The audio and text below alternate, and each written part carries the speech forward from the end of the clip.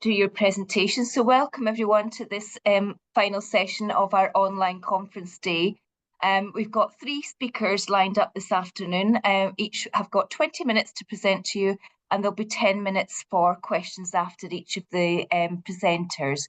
Please do feel free to post comments in the chat or into the question box, and I'll try and keep an eye on them to pull them in afterwards. But Helen, it's over to you. So lovely to have you here, and let's say it's your presentation slot, so off you go. Great, thanks a lot. So you can see the title of the presentation there, and it's slightly a work in progress. I'm writing it up at the moment, and the focus is looking at sandwich or year-long placement job adverts for students in higher education. And in terms of my particular interest in women, a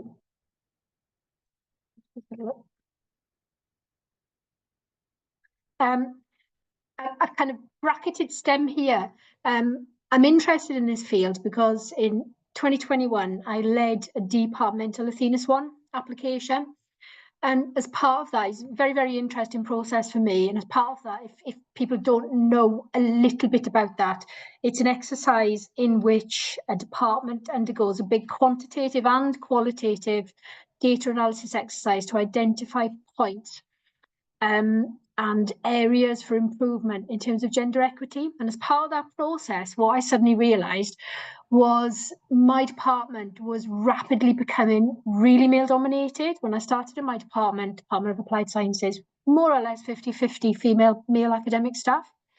And we'd become male dominated, and with various other people flipping onto academic contracts, women were becoming an endangered species. So I stormed into the head of department's office and said, where are the women? Why aren't we appointing women? And the answer was simple. At least in my department, women weren't applying for the jobs. If women did apply for jobs, they had a statistically significantly higher chance of being shortlisted, interviewed, and being offered the job. But the problem was they simply weren't applying in sufficient numbers enough to kind of like halt that gender bias in new academic staff. So that kind of what got me interested in this leaky pipeline concept, starting off from trying to recruit female academic staff into an increasingly male-dominated department. But another interest of mine is student employability. And so in terms of a bracketed STEM, because it's obviously male-dominated disciplines, is not just a STEM area, but at what point is it sensible to try and intervene to increase the retention of women within your discipline, in my disciplines, male-dominated STEM disciplines, but what is a sensible point? So for very many years, I've been a sandwich placement supervisor.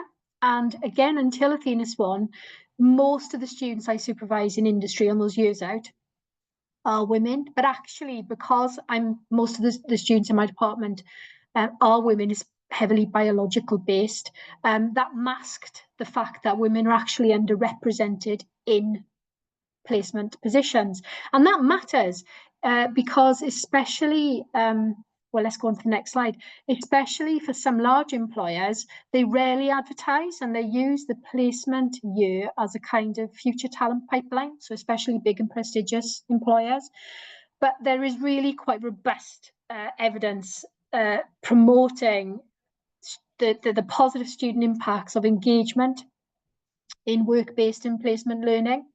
I've just put some kind of examples of papers out there which talk about the wide-ranging positive impacts on their academic performance. So it's a significant increase in marks leading to a significant increase in degree outcomes.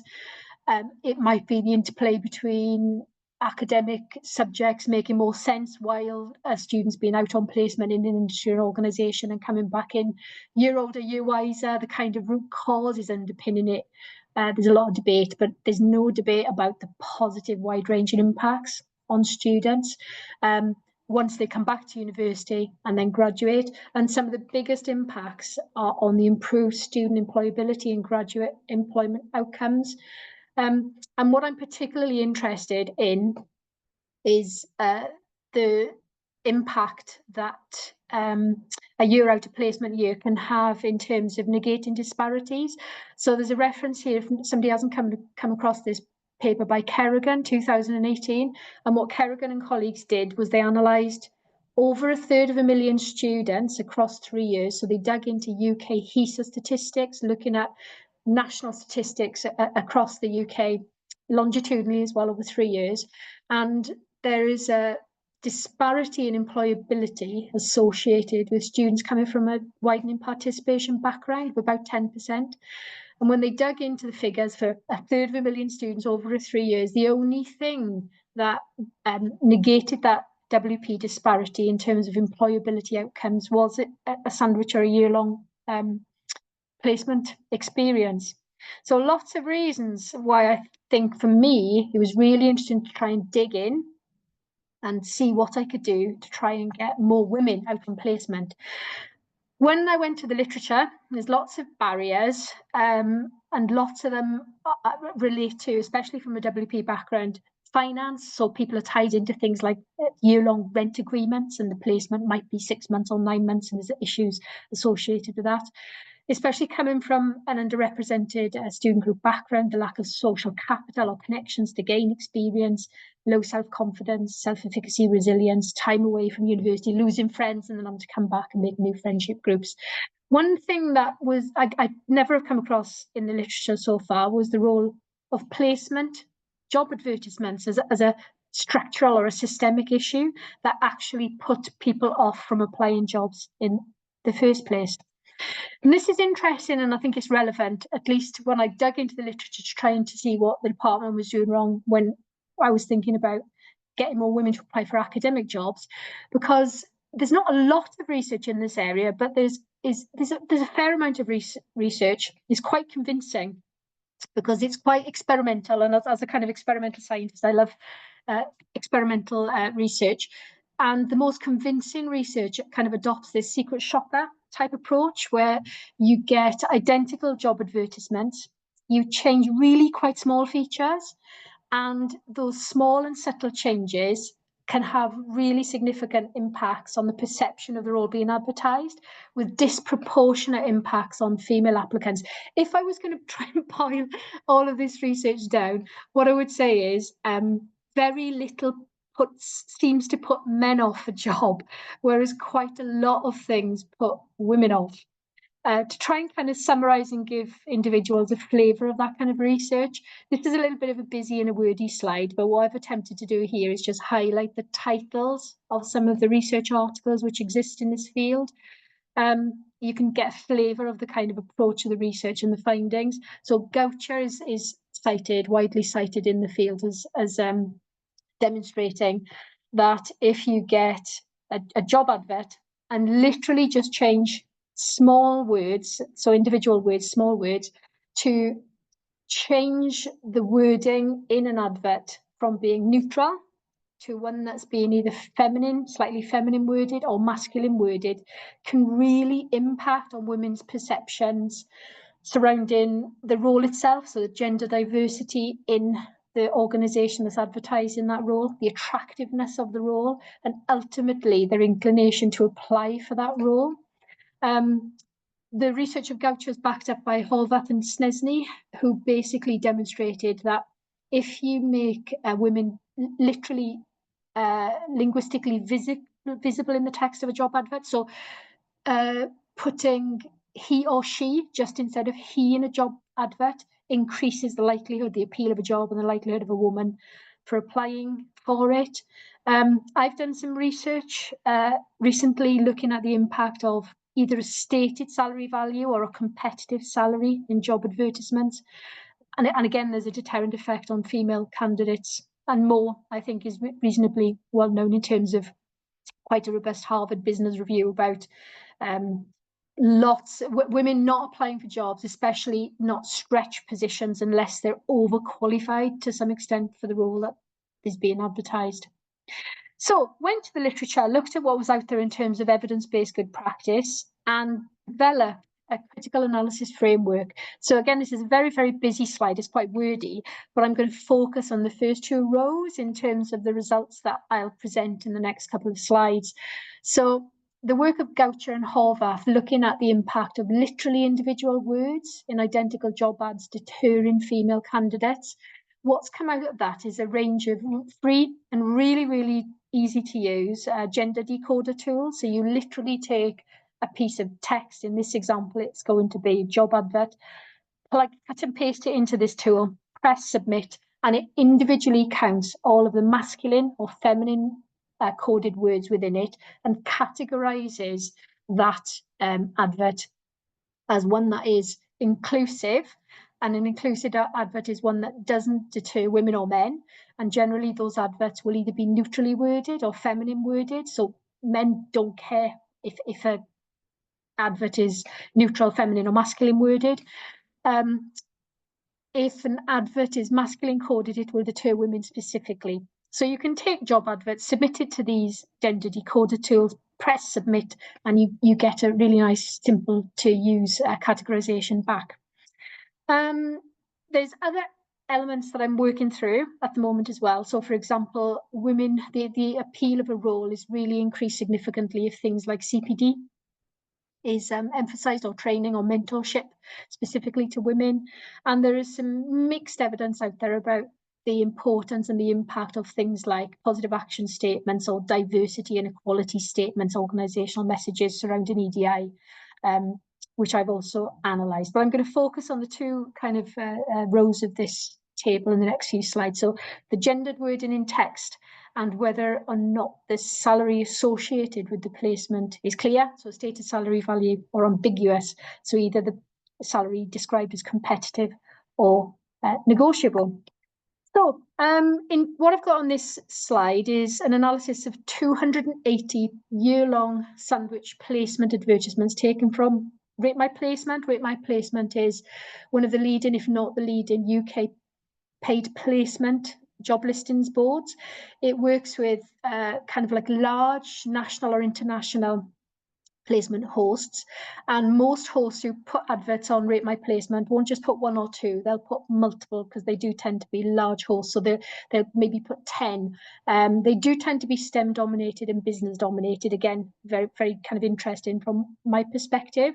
So 280 placement advertisements. The text was analysed verbatim with a free gender decoder tool.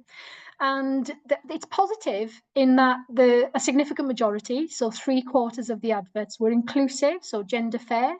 The text was either neutral, feminine, or strongly feminine worded. But 1/4 of those adverts used wording that could specifically deter female candidates. And some of the other findings when I've done the focus on the linguistic text of adverts is interesting, but it's really conflicting. So 76, so a flip of the going alongside the wording, 76% of adverts make a claim about the organisational support for equality and diversity, or what awards they've won in those kinds of fields, but less than 1 in 10 adverts actually puts that into practice in the advert itself. For example, less than 1 in 10 adverts alerts applicants with a disability to request what the process is that they might go along with to request a reasonable adjustment. In terms of different sectors, whether or not there's any difference in business, in engineering, in law, it's complicated. And again, if there's any feedback on how to go about kind of analysing this, I'd welcome it. So what I've got here is 18 adverts placed by Airbus. And what you can see is that regardless of the subject discipline required, so for example, if the degree they required for the role is engineering or technology, the text was equally distributed across all categories, so it could be gender fair or gender exclusive. And overall, salary was ambiguous in nearly half of placement adverts, including in Airbus. So in terms of initial reflections, and I'd love to have a conversation surrounding these because the data is I'm still trying to make sense of it in my head. Specific features which could deter, which have been previously shown in research, convincing empirical research, to deter specifically prospective female candidates are quite prevalent. So about 1 in 4 adverts are worded in a way that is likely to put off female applicants.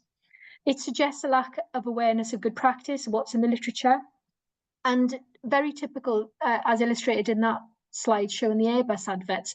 Placement adverts are a bit kind of like stuck together.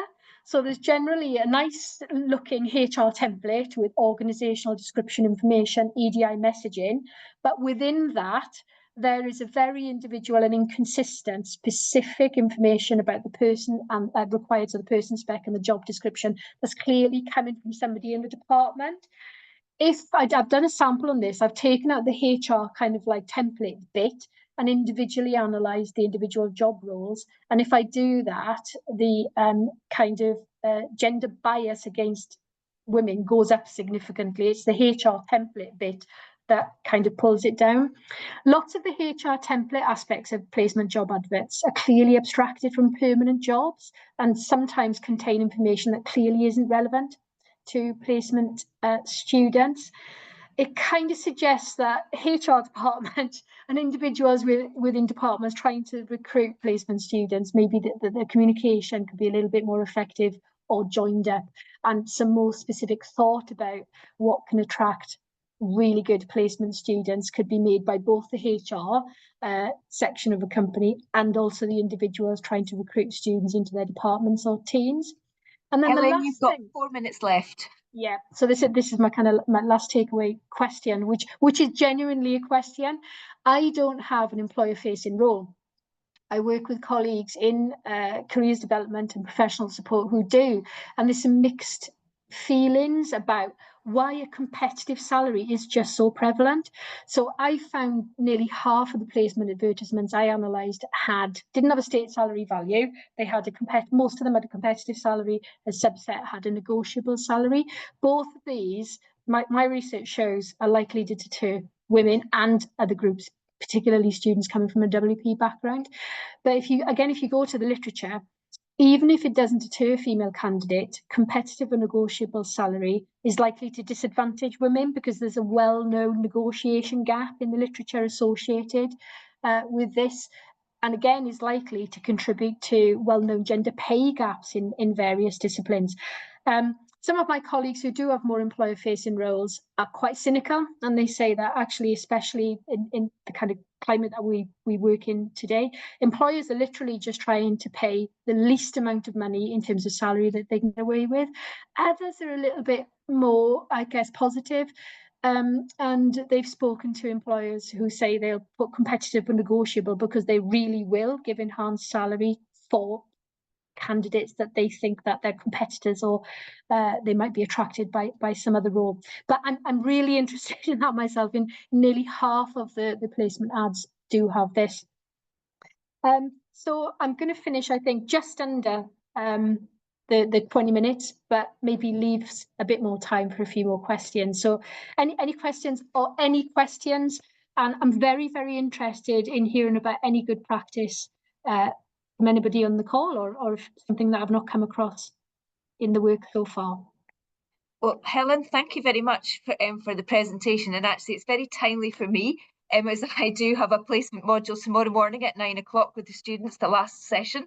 And it's these kind of things I'm trying to get across to them. It's again a mixed group of individuals, and I've just gone through an exercise of trying to recruit students at the living wage, and was quite disappointed in the volume of our students that came forward for that particular role, which we had particularly tried to make it attractive to them. It was designed to be, particularly recruit students. And so I guess I will need to maybe do the exercise that you've just suggested in terms of that gender decoding to see is there something there where I have introduced a level of bias, because like you said, I've adapted a permanent position type of role profile to try and ensure that students kind of can see a typical advert and how to navigate that typical advert process. But I noticed, you said obviously about one of the things that can make a job a bit more that advert seem more as accessible is if it uses sort of pronouns he, she, whichever. And I just wondered, in terms of, obviously they're considered quite binary nowadays, and whether again you could be being exclusionary by using those kind of binary terms. Yeah, So over the summer, I did a big systematic literature review. So this work is based on a reasonably good literature review I did last summer to get this framework together and then go out and analyse 280 placement ads. But I was mindful that it wasn't systematic. So with a student, a master's student, we sat down and did a systematic literature review to find out any research out there, including the grey literature, that could indicate any features of job advertisements that could have an impact on anybody, so not just women, any kind of person. We started off with EDI characteristics, and I'm saying that because there's not a lot of research out there. So would it matter if she was more diverse? The answer is I don't know, and I'm reasonably convinced that nobody's ever done it. There's a reason, so I've done a little bit of the secret shopper research myself. It's really quite tricky and time consuming, but I think there's scope for quite a bit of research in this field. In particular, there's very little research looking at anything that might attract individuals coming from the LGBTQ plus community. The majority of the research has been done to try and target women and student groups coming from different ethnic minority backgrounds. But there's very little research out there. Yeah, no, I'm conscious I've already asked them questions. I do have many more, but I want to open the floor up to other colleagues and to give them the opportunity to ask questions. So if any colleagues on the call got questions to ask, and just pop your hand up and then I'll bring you in. Rika?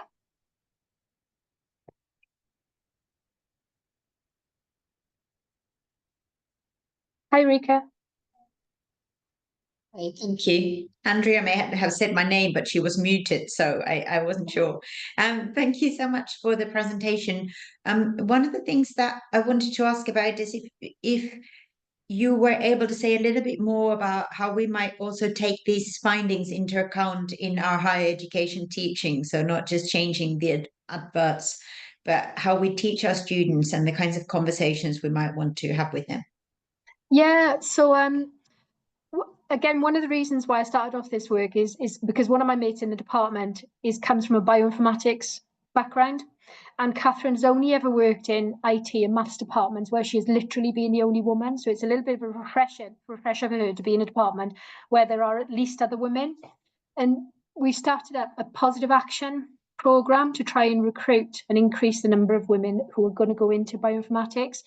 And what I've taken away from that is, based on the student feedback, is the importance of having really honest conversations about being, so in my context, a woman in a male-dominated department and discipline, to just be really honest about it and to provide a little bit of one-to-one mentorship and to have those conversations about the advantages and disadvantages. And if you come across these kinds of barriers, how would you approach it? There's no right or wrong answer.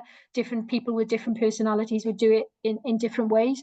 The feedback from students, the female students, has been really, really positive. So I would say positive action, bit of mentorship, being really honest about women sometimes needing to get over themselves. Oh, you know, I might not apply for that promotion or that job this year because by next year I might have another paper or another grant application. Nope, you should go for it. Actually, just go. And if you don't get it, you'll get feedback it over yourself and be a bit less sensitive. If you go down that road, my experience shows that to be prepared and rehearse the responses to some male colleagues who perceive things like that as discriminating against men, so leaving men out, or they will report on behalf of male students that male students feel discriminated or left out. So I think there's a bit of work surrounding raising awareness about the difference between positive action, positive discrimination, the reasons and the rationale for doing certain things to make sure that everybody is happy and comfortable with your practice. But at the end of the day, sometimes you just got to ignore people if they're just making a complaint for kind of no reason. In terms of the job adverts themselves, what I'm planning to do, and I'm halfway through it, is to create a kind of toolkit for HR colleagues, because it's not just companies that I can see and rate my placement where there's a big disconnect between HR department who are clearly quite well informed about certain things, and you know the adverts are reasonably well constructed and clear. The same is in my university. When I wanted to change job adverts to try and attract more female academics based on good practice I see in the literature, could I get the HR department to change practice, or could I? No, sorry, I'm really sorry. The university VC has decided to take a full-page Times advert, and it's going to look like this, and actually that's what's going to happen. So the ability sometimes to influence things that, based in the literature, might achieve change can be quite limited. In that instance, I just go out and just personally network and push information out as wide and as far as possible. So sometimes it's just a question about developing quite good networks and taking individual action, which kind of links in with the theme of today. I've really enjoyed listening to the plenary just now about sometimes you just got to crack on and do it yourself and just ignore or work and figure out ways around certain things that are trying to stop you changing things because it's a bit awkward or a bit time consuming. Anyway, I better stop there because I'm going on my rant. But I have been inspired by some of the plenary speakers. We've got a few more minutes. So, I mean, I certainly have another question tucked up my sleeve, Helen, but I mean, again, I want to give other people the opportunity to ask questions. So are there any further questions for Helen just now? In that case, Helen, I will sort of be slightly self-indulgent and ask the question, which so obviously, you know, you've signposted the literature you know, in relation to that 100% qualified and the male-female disparity there may be in coming forward. So again, in terms of then navigating that and, you know, and going back to employers and think about what they might put in essential and desirable criteria, is there anything that, you know, you've come across in those conversations about how to maybe navigate that so it feels more accessible for those that might not traditionally come forward? So I think this is really, really interesting, and especially if you're in the kind of role of being something like a placement module tutor, you might be looking at things from a kind of employer perspective and thinking, you know, I really, you know, I've just got this one position and I want the best candidate and these are all my essential and these are all my desirable, and I'm quite sympathetic, especially in a small to medium employer. You know, it really does matter recruiting the best person for that company. At the same time, I think people are quite capable of being slightly psychotic and embracing kind of paradoxes, because at the same time, when you speak to lots of employers, especially STEM employers, they really do want to diversify their workforce and recruit women and recruit more people from non-traditional backgrounds, but they still want to stick to the tried and tested methods. So it's like trying to persuade people to try something new, but then there's a bigger risk of them not getting the perfect cookie cutter, but there is a risk that they might still get a great candidate from a non-traditional background. So I kind of, there's a lot of research, I think, to be done if somebody had a more employer-facing role. I think what we can do is we can influence our students. And again, I think it's just a question of, so one of the most impactful conversations I've had with a student is talking through how many jobs I've applied for in my life, and I've been far more unsuccessful than successful. And again, I think students just see lecturers a little bit always on a pedestal, regardless of how normal you are. So these days, I'm absolutely kind of honest about how disappointed I've been routinely throughout my life, but actually every time you get a kickback, you do generally learn something from it, even if it's just, well, my skin's a bit thicker, and that's not going to do any harm to me, is it? You know, I can ignore more people. I can just, you know, go on and try the next thing. So I think it is a question, I think, of just being honest and being realistic about expecting failure, but learning from failure. So it's that resilience piece, I think, that we can maybe work a bit more on with students. And also being realistic, so that, you know, that time and time again, and I don't know whether this resonates with anybody, so a student will have gone out and done everything you've told them, but to an extreme degree. So they'll have gone out and they'll have researched placements, and then they'll have written a brilliant CV and a brilliant application form, and they'll have sent it to one job, and that's it. And so it is a question of, you know, well, don't just send it to one, send it to 10 or 20 or 50. If there's 50 out there, go for 50. And if you get more than one offer, then you've got the luxury of choice. But it's unlikely that if you just apply for one thing, you're going to be, you might be, but it's unlikely, just as a kind of statistics game.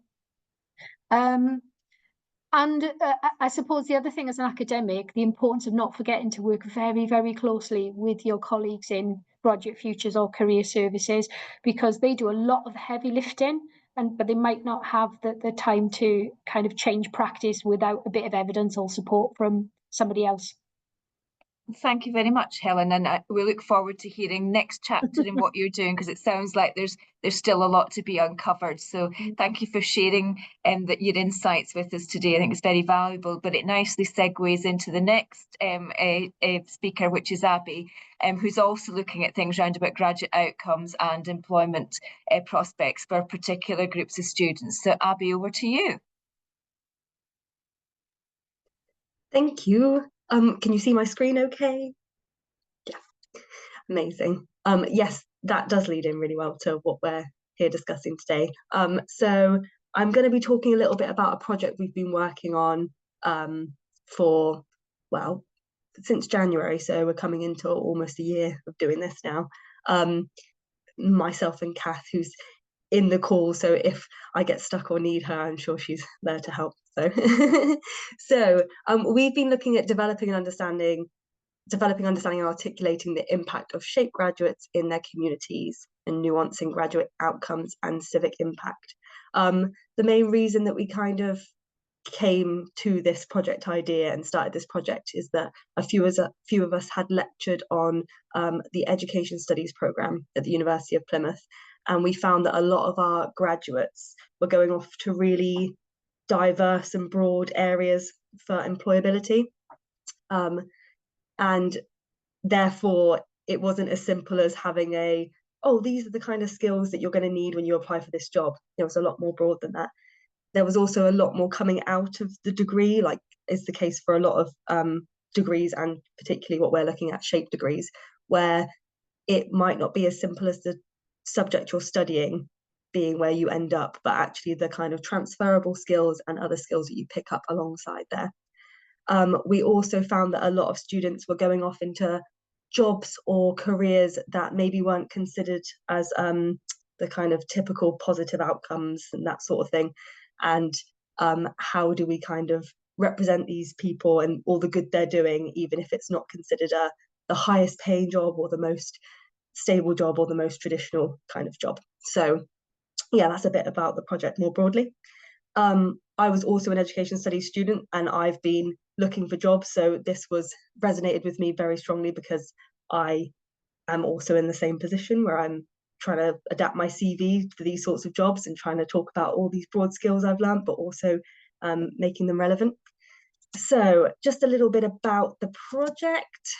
If my PowerPoint works, there we go. So our project aims, so typically we wanted to sort of develop this kind of consideration of SHAPE. So SHAPE is social sciences, humanities and arts for people and the economy. I always, because of acronyms. So we're looking particularly at people within these sorts of areas, so social sciences, humanities, arts, these sorts of degree areas. This led to us wanting to work with those graduates and kind of gauge their voices and see what they were saying to sort of help with this thing going forwards. We wanted to reconceptualize what success looked like, what impact graduates were having. So our graduates, a lot of our graduates would come back to us with stories of what they were doing. They were doing these wonderful things within their communities and within their jobs that often don't get looked at when we're filling out, our what have you done after university surveys, these really amazing things that are just sort of not given the time and kind of understanding of how amazing these sort of things are. So that was another part of that.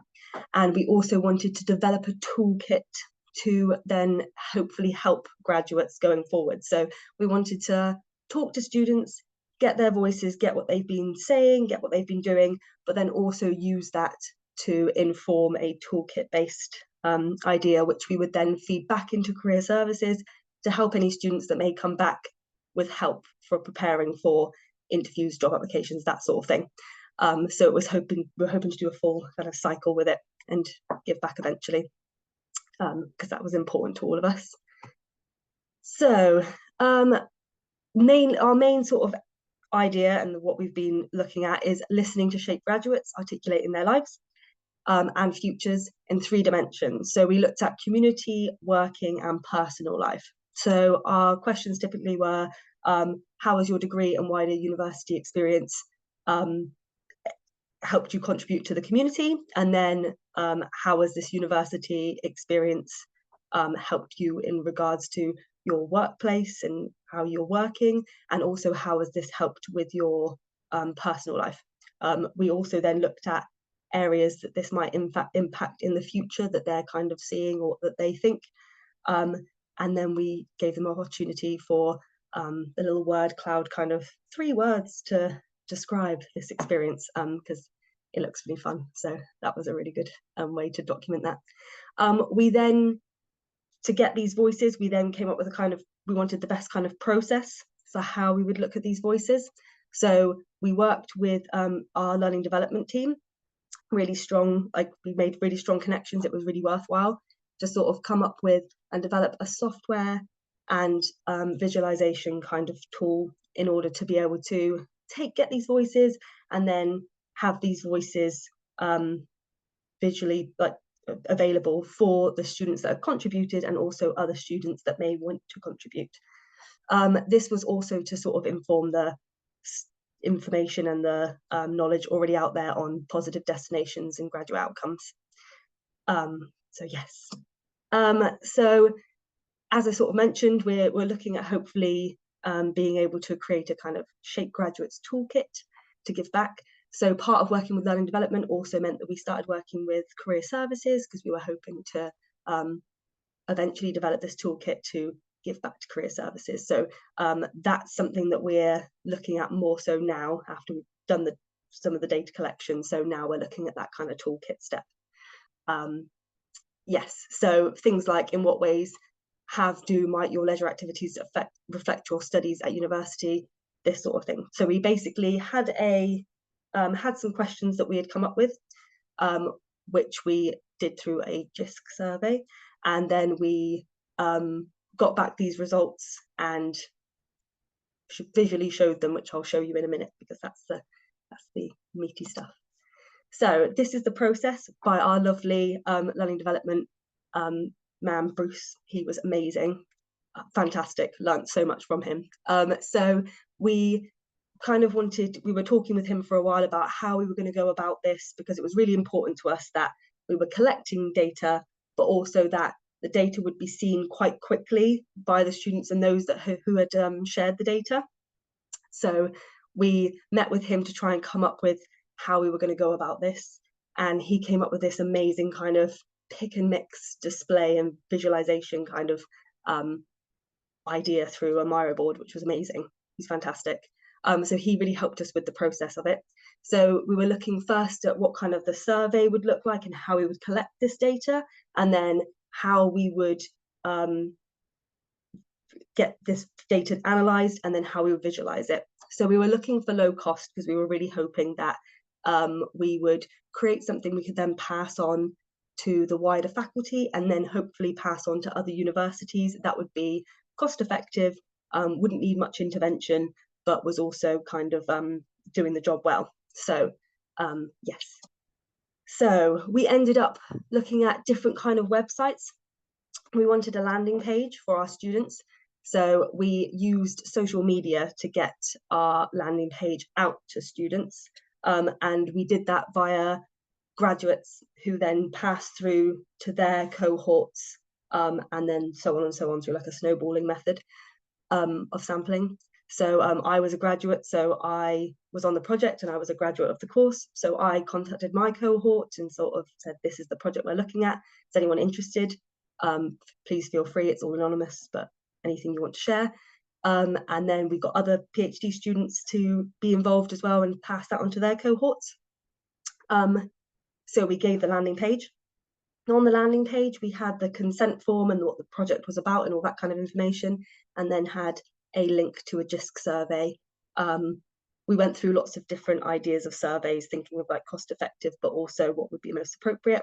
And we came to the idea that JISC or Microsoft Forms, those sorts of things would be most useful, but JISC is what we ended up going with for ease, and because our university has lots of training available in JISC as well, so it just seemed feasible.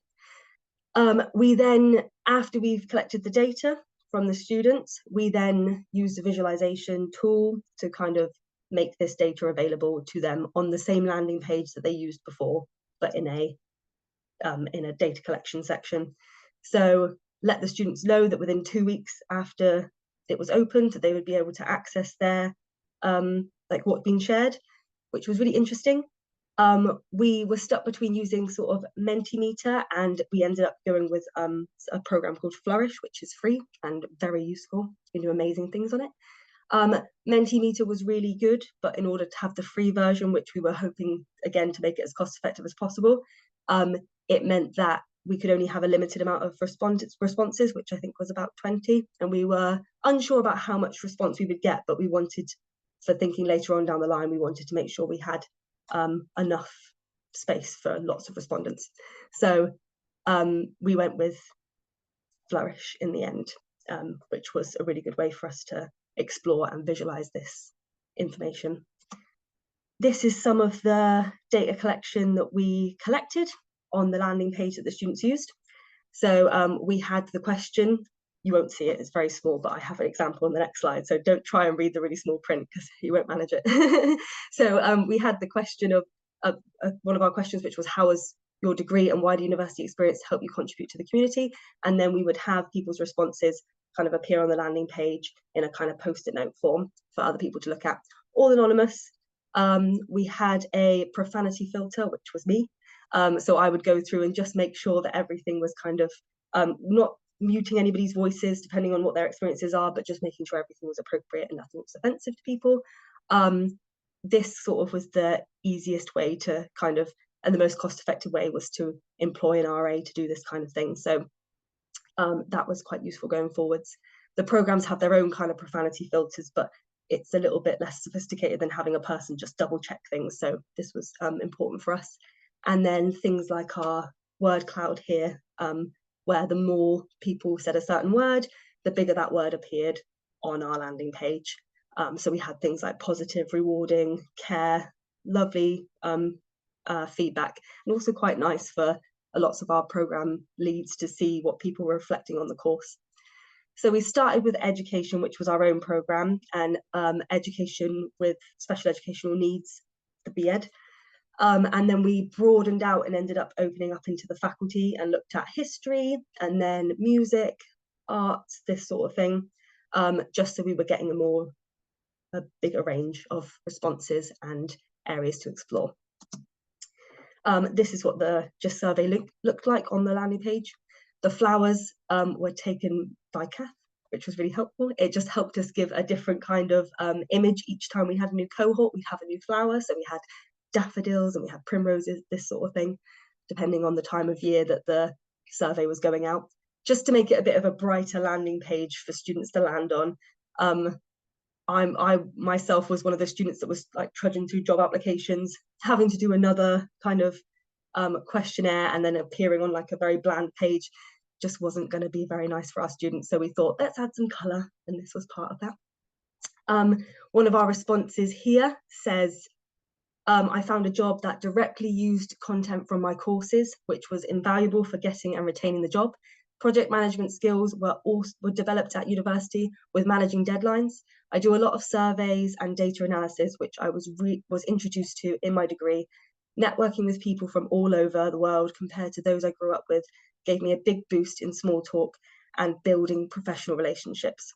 A lot of my job involves advocacy and communications. Studying American popular culture gave me an interest in marketing. So we had some really nice feedback about the kind of things that you gain from a degree that you perhaps don't notice straight away, but actually become really valuable when you're doing a job. This was a lovely poster that one of our colleagues created, just sort of looking at the kind of shape impact, because we've gone around and started introducing this at teaching and learning events and the such. Our next steps are hoping, since we've gone to the faculty, to now expand into other universities and see how other universities are finding this similar thing. So this is one of our tools when we go around and talk about this. So yeah. Some of our you've got 5 minutes, sorry. Amazing, that's perfect. So some of our next steps, we've started working with students in schools when thinking about their post-18 choices. We realise that there's really a lot of students in schools that are thinking about their next steps and are potentially thinking about looking at shape degrees and maybe thinking, I don't know where this will lead me in the end, or perhaps have parents that are also thinking, where is this degree going to lead you in terms of a job and career progression. So we started working with secondary school students. I've just got a couple of examples of activities we've been sharing with the secondary schools relating to our project. So we worked with lovely Bruce, and he used Copilot AI, Copilot imagery to form images based on jobs that we had mentioned that had come from shape degrees. So we would give the students a kind of image like this, and then we would explain the job. This is what they're doing. This is the job they have based on the image, and then ask the students to guess what kind of degree they maybe had done to get to this job. This was all designed by our lovely colleague Jan, and it went down a treat. The students really liked it. A lot of them didn't know how many different degrees there were until they started exploring this, and then we'd let them know what is the degree, BA in graphic design, and information about that. It was also really useful then because students could ask questions about university, so it was kind of giving back in a different way as well. Yeah, another image here, and then another description. Editor for digital news.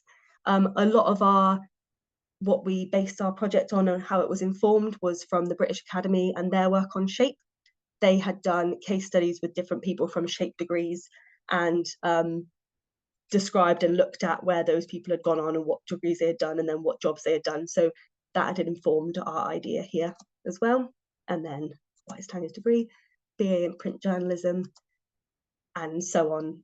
The images are really nice, so I had to share them. And so yes, Tatsu, designer and photographer, specializes in both digital media, fascinated in designs, and then graphic design. So it was just a really good way for students to have a look at what degree options there are out there.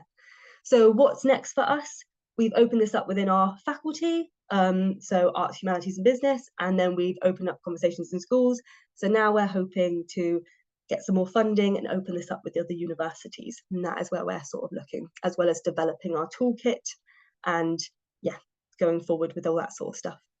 So I will leave it there. And yes, any questions are welcome, and thank you. Yeah, well done to Abby, and also Kathy, thanks for joining us on the call as well in terms of obviously being part of this project team. I'll start with a question. I'll give colleagues an opportunity to gather their thoughts to see if there are others.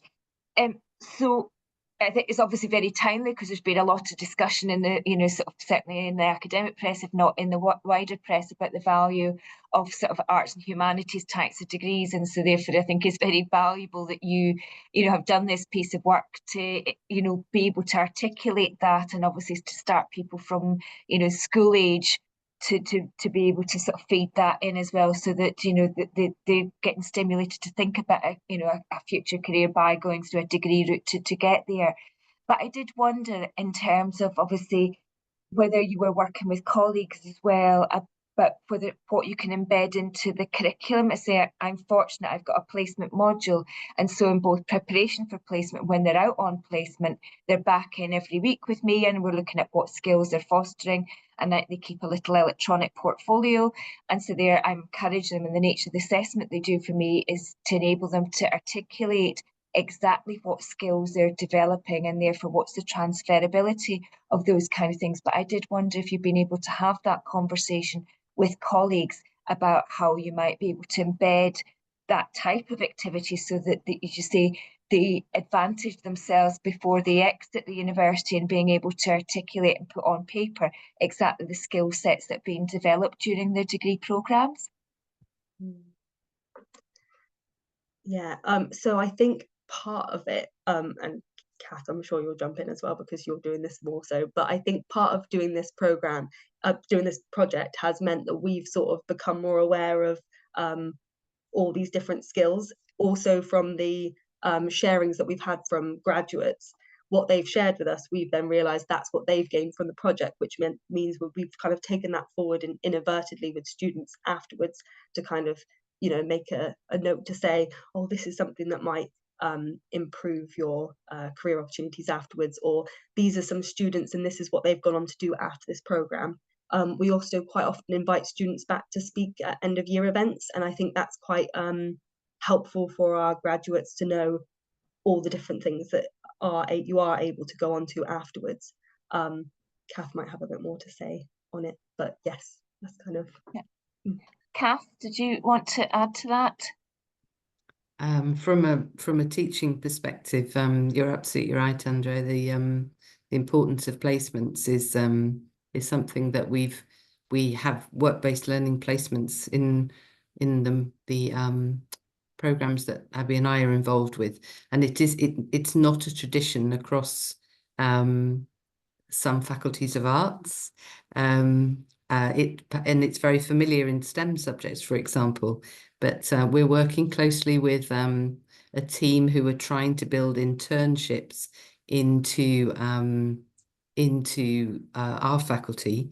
But it's a really interesting area. There's a very strong tradition in fine arts with internships, and there's a complicated relationship with internships and access to those. Abby and I come from a widening participation background, so we're very interested in access to internships. Placements are something that are not so familiar certainly in our contexts, but really, really important. We're working with our work-based learning colleagues around that, as you say, those sort of professional diaries. One of the things we've noticed is that so many art students end up in spaces that are professional spaces that are very different from what they imagined. And it's helping with the articulation of that. But yes, you're right. Placement is a way to transition, isn't it? To learn the vocabulary. Yeah, and it's just you know, in terms of, I mean, we've got social sciences. I'm a dean of a faculty, and it's quite eclectic. So I do have STEM subjects, but I also have non-STEM subjects as well. And so in terms of our social sciences, we've worked with voluntary organisations to get a community placement for the students. And so whilst they can't get paid, they get academic credit. And so that's where we've tried to kind of match it, and we build time into the timetable for them.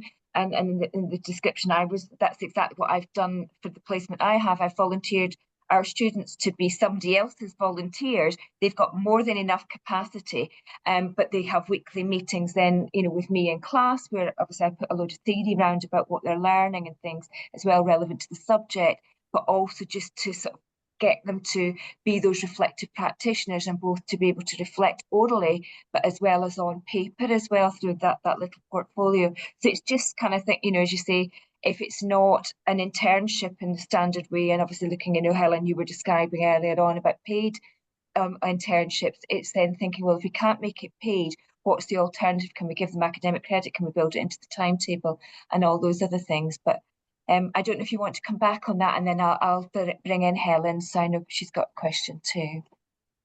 It would be lovely to hear from Helen, because I think that will probably add into the conversation. Yep, Helen, on you go.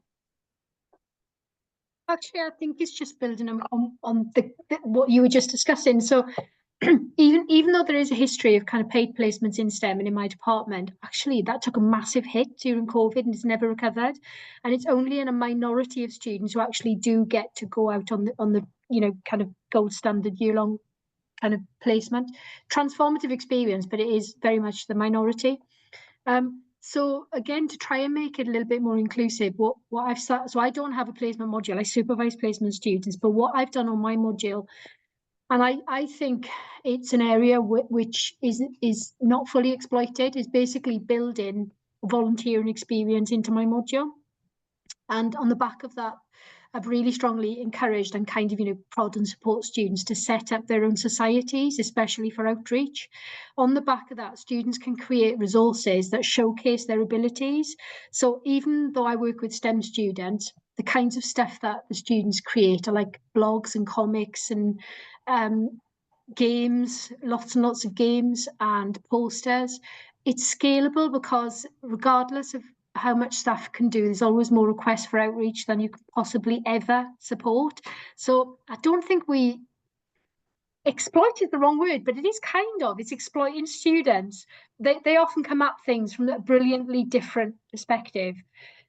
So it is embedded in the curriculum. They can get credit for it, but wherever possible, I say, don't do that. Do something different and put that on your CV for volunteering. Because again, for SMEs, the volunteering thing does sometimes pop out because it shows students kind of do go above and beyond and are flexible and all that kind of stuff. So I was just wondering whether or not we do enough with the volunteering angle at universities. And the more I speak to students who volunteer, they're already doing loads of volunteering. Like they often pop around neighbours' houses to make sure that they're okay, but they don't think about that. They don't count it.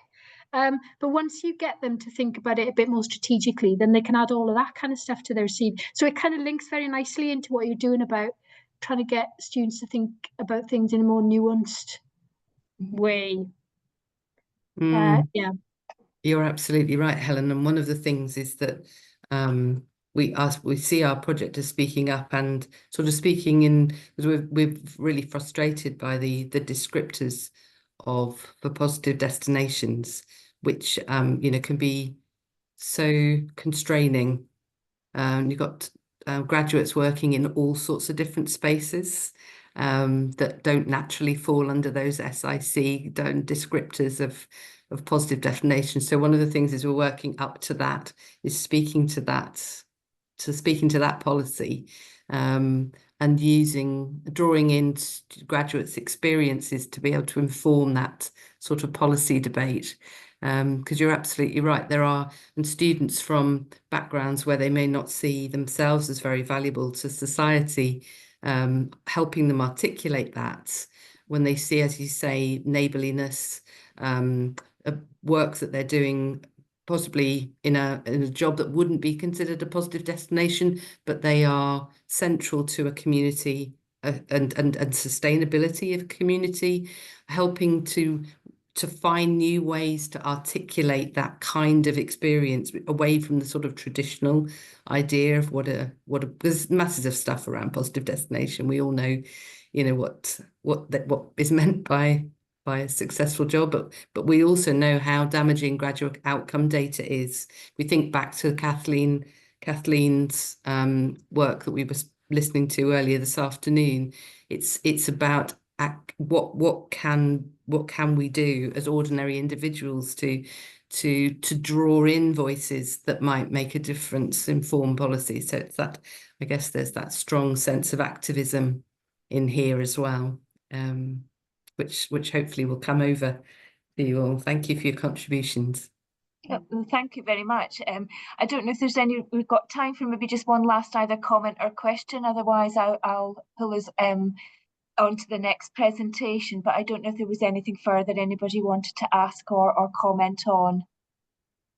I just wanted to say how very useful the presentations have been. Very, very informative. Yeah, on this front, yeah, I've come from a work-based, I suppose, but now I've kind of moved into professional doctorates and doctorates. It's all what we do. But I was really interested in the outreach and that idea where, whether it be placement or working with the outside world in some way or graduate destinations, Kath, was interesting to me as well. So one of the things I think, I just encourage you to take some of what you've done, Abby, because it looks fantastic. And I think from my experience, and again, it's been very varied. I go where I'm needed. But, especially with folks who are seeking jobs right out of university, having something online, some sort of social media, something positive that they'll get as a hit. And this goes for placements as well, because employers Google and they're looking for things. And so if you have some data that's positive about people, You know, those names will be searched. The other thing I would just mention, because I was in shock horror when I heard this in one of our internal Middlesex talks, was that AI does rear its head in HR when people are looking for jobs. So again, it's something to consider, because a lot of our applicants right out of university are now they're being chosen by algorithms, not individuals on the other side, especially if they're going for, you know, a graduate placement within, you know, a workplace. So it's something to remember. I have no clue how to combat that other than, again, positive, you know, things that are up. I know when I did an apprenticeship for 5 years, and one of my first lessons was, please Google yourself, see what's up there. But you have actually this wonderful project now to show this encouraging and good news about a degree. So it just seems like there should be a second stage to it somehow. And Abby and Kath, is that the plan? Well, I know you've said you're going to then now try to reach out and get further funding and get to other universities. So hopefully we'll look forward to seeing part 2 at next year's conference. So that would be great. And Paula, just to say, my session tomorrow is called Beat the Bot with the students, in terms of that whole thing about AI algorithms, so they kind of understand and are sensitized to the fact that that's what they're going to have to navigate first of all in their, you know, getting through that employment process. But Rika, I'm very conscious that